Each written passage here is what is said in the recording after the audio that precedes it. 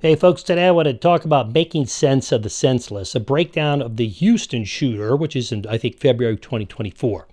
Is it sin or mental illness? And today I'm going to show you the obvious, in that the actions of the Houston shooter was sin, not mental illness, and that God will eventually tire of all this nonsense and he'll usher in a true reset. So let's get started.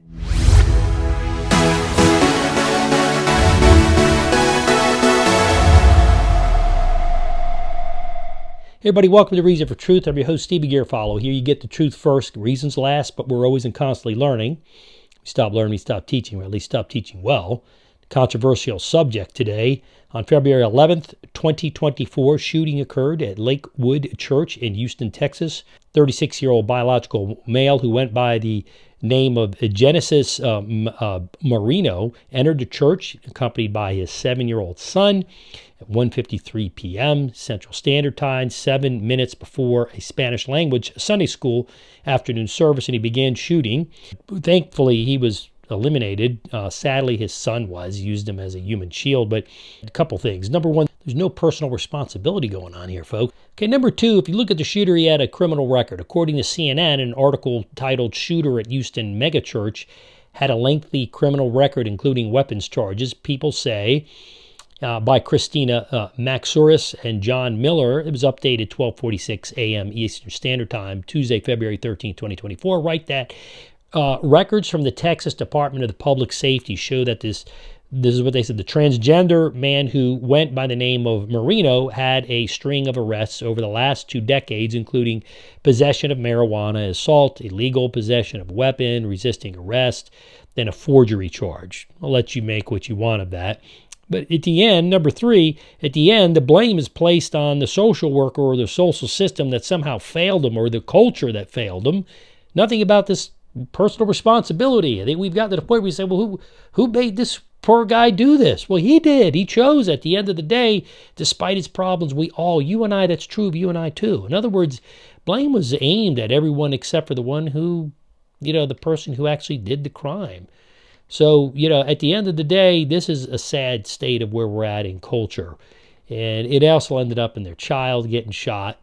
If the child sadly was used as a human shield, I believe that they had to, sadly, that was a byproduct of to take the shooter out, which had to be done. The person had a lot of ammunition and a number of guns. And this church shooting was really, I think, while you can psychologically categorize it as mental illness, it really, first and foremost, it just is a sin.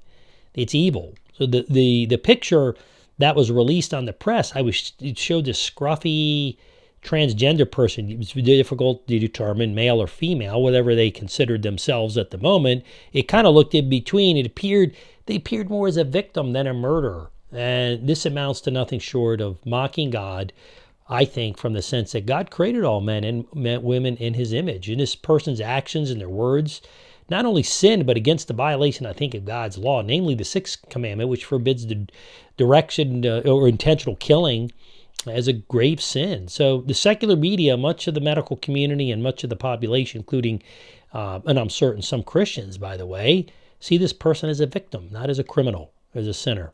Listen, simply put, they see their own view of this person as a victim. They don't look at, they see it as mental illness as opposed to the sinful act in and of itself. You know what the byproduct of this stuff is that even despite that this person's son was shot and killed. There was also, by the way, a 57-year-old man who was shot in the leg. He lived. But the point is most astounding about this is, and the tragedy is that everyone and everything, that this person had a criminal record and, obviously had a lot of problems. But at some point, it's the government's job to make sure, yes, the person is helped. And if they don't want to be helped, they continue and they're dangerous, you got to take them off the streets. And this is a big deal in today's world because we have to get back to a time of personal responsibility. See, biblically, without God, there's no moral standard for what is right or what is wrong. Therefore, what we do, we blame everybody else except for the persons and their selfish actions, sadly. In conclusion, the Houston shooter at Olstein's church is being called a case of mental illness, and the shooter himself being or herself being a victim. The truth is that Today's psychology is often in counseling or yesterday's pastor and priest. Simply put, in modern culture, we have made ourselves little gods and counselors as priests. Instead of pastor and priest, we're counselor and psychologists. And these actions are now no longer called sin, but mental illness. And the fault of everybody else, institutions, their parents, which the parents, I think, did play a role in this. But, whatever. But it's ultimately their responsibility to go out and kill people. That's on them.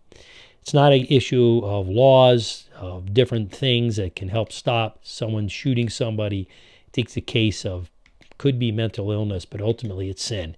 We need to call it that. But mental illness blames science and society of other people and institutions, while sin and criminality blame the individual and their spirit, right? And their actions. At some point, though, God will have no more of this nonsense.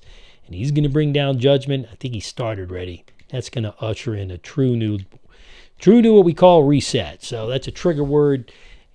Take it to whatever that means. I'm not talking about the reset like we see at WEF. I'm talking about the reset by God. That's bigger and more powerful. So anyways, controversial subject. I wanted to address it because I felt strongly that in our world, we're not going to get better until we take responsibility and expect responsibility from other people. Let's stop categorizing everyone's illness as mental illness and look at sin as sin.